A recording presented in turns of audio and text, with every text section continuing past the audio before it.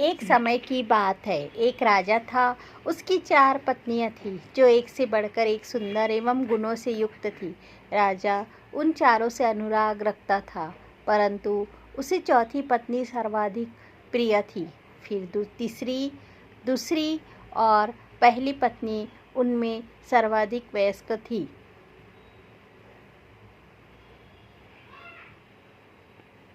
एक दिन राजा वन में आखेट के लिए गया। वहाँ उसे एक अज्ञात कीट ने काट लिया और वहाँ एक दुर्लभ बीमारी से ग्रसित हो गया। वैद्य एवं तांत्रिकों ने अपनी सारी विद्या का प्रयोग किया, परंतु उसकी अवस्था को सुधार नहीं पाए। अतः उन्होंने यहाँ कहा कि राजा की मृत्यु निकट है और अब वहाँ कुछ ही दिनों के अतिथि है। राजा ने अपनी संपत्ति को रानियों में विभाजित करने का निर्णय किया, क्योंकि उसका कोई उत्तराधिकारी नहीं था। परंतु सामान्य रूप से विभाजन करने की जगह कौन सी रानी उसे कितना प्रेम करती है, इस आधार पर संपत्ति को बांटने का निर्णय किया। उसने एक चतुर योजना बनाई और सभी रानियों को एक एक करके बुलाया। उसने कहा, मेरे जीवन के केवल 3 दिन शेष है। मैं तुम्हें एक रहस्य बताता हूँ।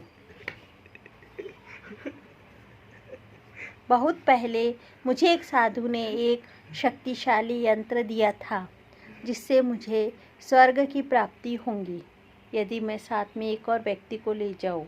परंतु इससे पहले कि स्वर्ग में प्रवेश करें, हमें दारुण यंत्रणा सहन करनी होगी और नर्क में 7 वर्ष व्यतीत करने होंगी। क्योंकि हम एक दूसरे को सर्वाधिक प्रेम करते हैं, इसलिए मैंने यह निश्चय किया है कि मैं तुम्हें अपने साथ आने का यह अवसर प्रदान करूँगा। उसने चौथी रानी से आरंभ किया, जो सबसे छोटी थी, जिससे वहाँ सबसे अधिक प्रेम करता था। उन्होंने उससे पूछा, क्या तुम मरने के बाद मेरे साथ चलोगी? रानी को राजा की आसन्न मृत्यु पर पूर्ण विश्वास था। उसने भावना रहित स्वर में कहा, इसमें संदेह नहीं कि मैं आपसे प्रेम करती हूँ, परंतु प्रत्येक व्यक्ति को अपनी मृत्यु का स्वयं ही सामना करना होता है।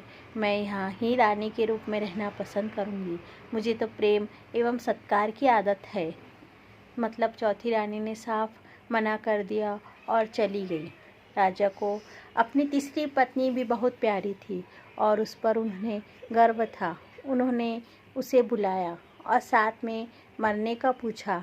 तीसरी पत्नी बोली, मैं आपको यह सिद्ध करूंगी कि मैंने आपसे सबसे अधिक प्रेम किया है, पर मैं आपके साथ नहीं चल सकती। मुझे अपनी ज़िंदगी बहुत प्यारी है।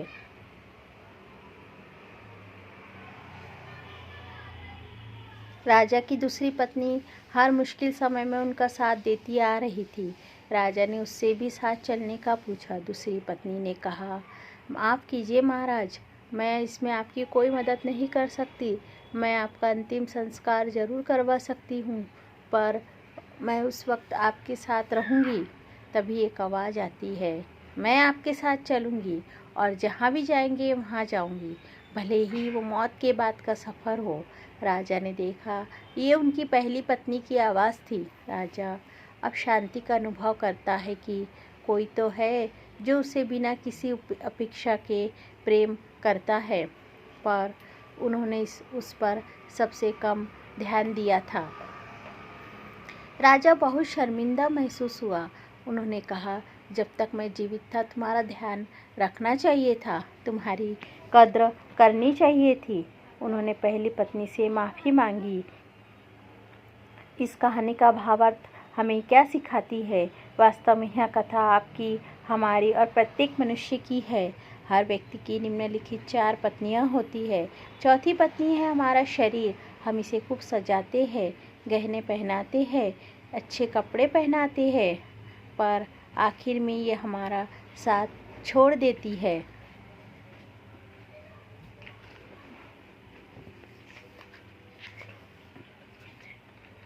हमारी तीसरी पत्नी होती है धन संपत्ति। हम जीवन का बहुत सारा समय घर को साजो सामान से भरने में लगा देते हैं, वो भी हमारे साथ नहीं चल सकती। दूसरी पत्नी है हमारा परिवार और दोस्त। वो हमारा हर सुख दुख में साथ देते हैं, लेकिन ज़्यादा से ज़्यादा वो हमारे आखिरी समय में हमें अलविदा कहने आ सकते हैं, पर साथ में नहीं चल सकते। पहली पत्नी होती है हमारा चरित्र व संस्कार, जिस पर हम ज़्यादा ध्यान नहीं देते, पर यही वो पत्नी है जो मरने के बाद भी हमारा साथ नहीं छोड़ती, सदा साथ जुड़ी रहती है।